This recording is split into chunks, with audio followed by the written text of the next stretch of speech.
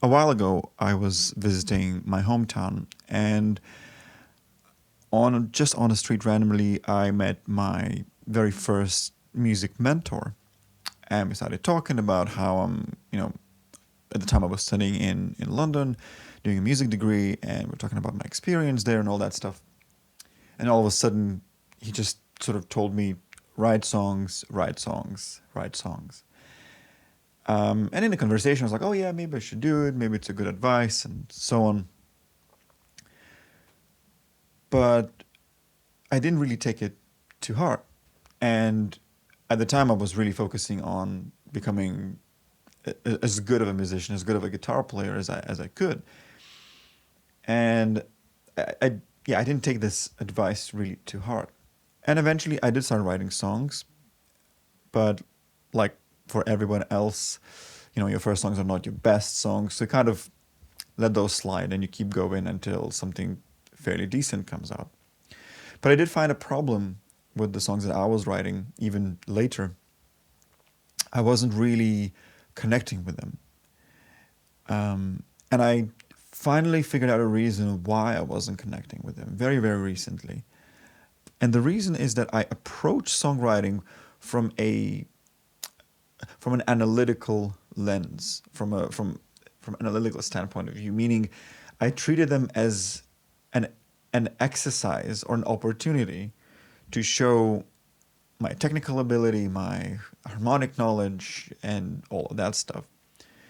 Now, as a music fan, I was always kind of listening to, for the most part, the instrumentation, and vocal performances and all that stuff were obviously important part. But the lyrics were kind of the last thing that I would focus on, or if ever really focus on.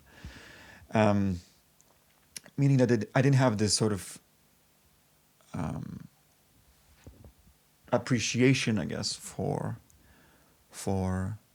lyrical content and the meanings of the song. But I found the meanings of those songs myself through the sheer fact of how they made me feel, I guess. And because I was approaching these songs from that analytical point of view, that was my main focus of getting everything right, everything perfect. The strumming there is a little bit imperfect, so we need to correct that. I need to adjust that bass line, or I need to fix those drums, or whatever. And it would get me into a lot of trouble. Even though the songs that I would write would have lyrics eventually, the focus was primarily the technical side of things. And there would be those rare occasions where I would be moved by an emotion or a feeling or some kind of thought to write a song. And I realized that I connect with these songs way more than to the ones that I've written before, that would be sort of exercise in songwriting rather than actually songwriting. So because there's another dimension to the song now, because it's driven by emotion, it's driven by a story, I am not as focused on the technical things. So if the drums are a little bit behind, or a bass, I missed a note, or something little, obviously, we don't want to slack on the performance, but I'm not focusing on those little technical details anymore, because what's more important is the feeling. What's more important is the message. And in some ways it's liberating, because it takes me away from that perfectionist mindset of having everything perfect, and that's when the song is going to work.